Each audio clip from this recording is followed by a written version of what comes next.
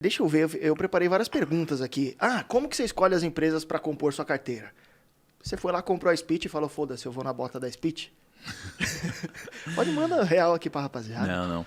Cara, eu, assim, de uns tempos pra cá, eu tenho aberto poucas novas posições, assim, né? Porque quando você tá começando, é muito gostoso você olhar para uma empresa e se aprofundar nela, a novidade, né?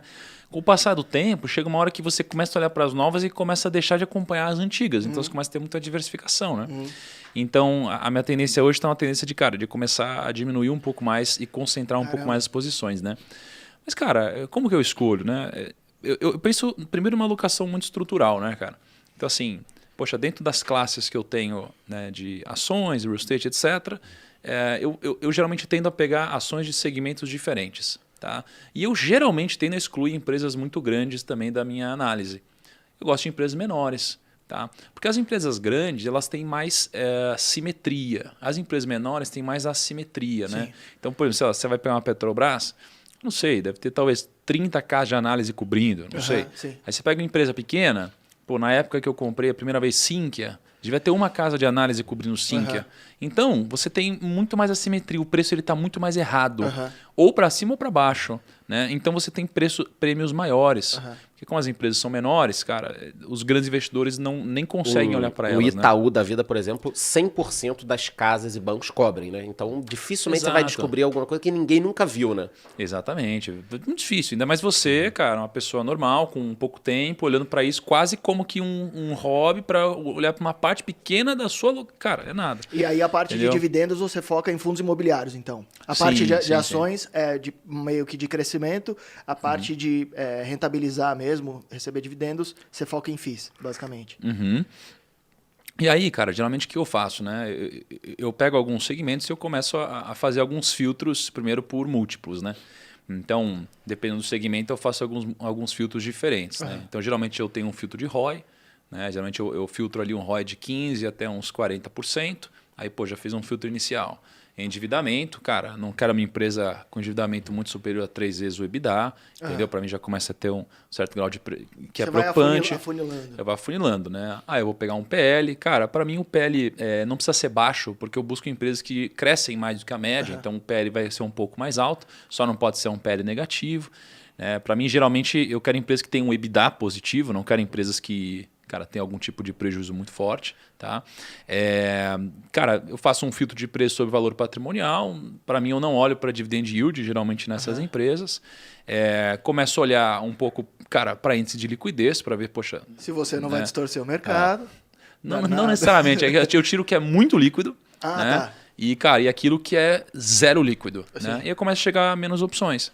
E aí, dentro disso, cara, eu começo a aprofundar em algumas, né? Eu consulto caso de análise, obviamente, e aí depois de vários filtros, eu chego em poucas e aí eu tomo a minha decisão.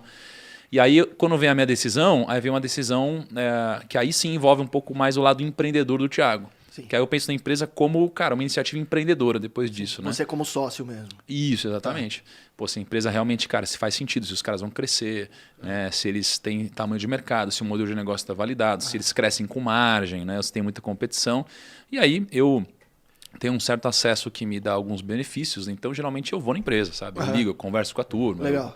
vejo que estão falando de movimentos, peço referências para vários amigos. Porque imagina, né? As pessoas geralmente pagam, né, uma taxa de extração para deixar o dinheiro no fundo. Tá? E pagam a cabeça no gestor brilhante, contratam uma casa de análise.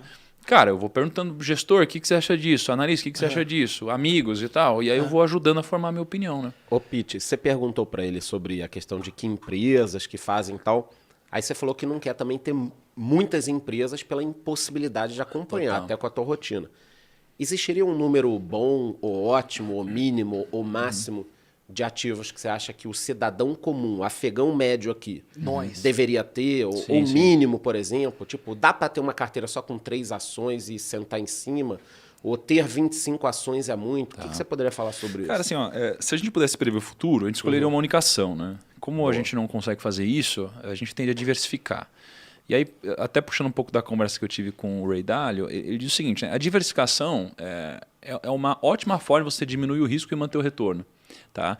E quando você olha para uma diversificação, ela tende, para trazer mais resultado, a ter que exigir uma correlação muito baixa ou até negativa, tá? Para que uma diversificação faça sentido.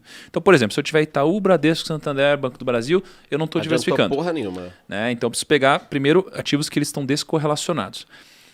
Partindo desse pressuposto, eu preciso ter mais de um ativo, mais de 2 ativos, mais de 3. Na minha conta, eu sempre busquei algo próximo de 8 a 13, no máximo 15 empresas. No gráfico do Ray Dalio, né, quando ele vai puxar aqui o retorno esperado, o risco o número de ativos que você tem e o prêmio de risco que você vai alcançar de acordo com a diversificação, a gente vê que de 15 a 20 ativos já para de ter diferença. Tá. Então, assim, se eu fosse olhar para o estudo de Ray Dalio, cara, de 15 a 20 ativos seria o ideal.